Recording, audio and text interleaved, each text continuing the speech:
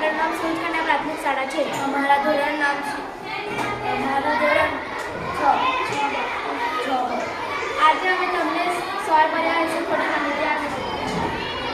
સૂર્ય અને તેની આજુબાજુ ભ્રમણ કરતા અવકાશી પદાર્થો જેમ કે ગ્રહો, ઉપગ્રહો, લઘુગ્રહો, ઉલ્કાઓ તથા ધૂમકેતુઓ સમૂહને સૂર્યમંડળ કહે છે. બુધ સૂર્યથી સૌથી નજીકનો ગ્રહ છે. તે સૂર્યમંડળનો સૌથી નાનો ગ્રહ છે. બુધને પોતાનો કોઈ ઉપગ્રહ નથી. બુધ સૂર્યોદય પહેલા અને સૂર્યાસ્ત પછી ક્ષિતિજે દેખાય છે.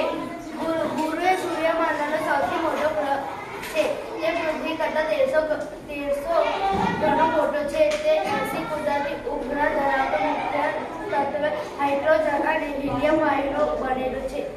શુક્ર સૂર્યમંડળનો દ્વિતીય ગ્રહ છે. શુક્ર રાત્રિ આકાશમાં દેખાતો સૌથી તેજસ્વી ગ્રહ છે. શુક્ર સૂર્યોદય પહેલા પૂર્વ આકાશમાં તો સૂર્યાસ્ત પછી પશ્ચિમ આકાશમાં તરત જ દેખાય છે. શુક્રને પોતાનો કોઈ ઉપગ્રહ નથી.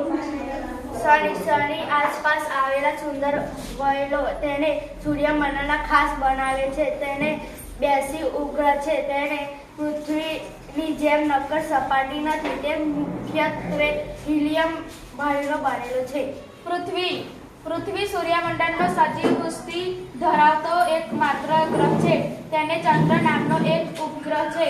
સૂર્ય આસમાન એક ચક્કર પૂર્ણ કરતા 365 દિવસ અને પોતાની ધરી ઉપર એક ચક્કર પૂર્ણ થતા 24 કલાક લાગે છે.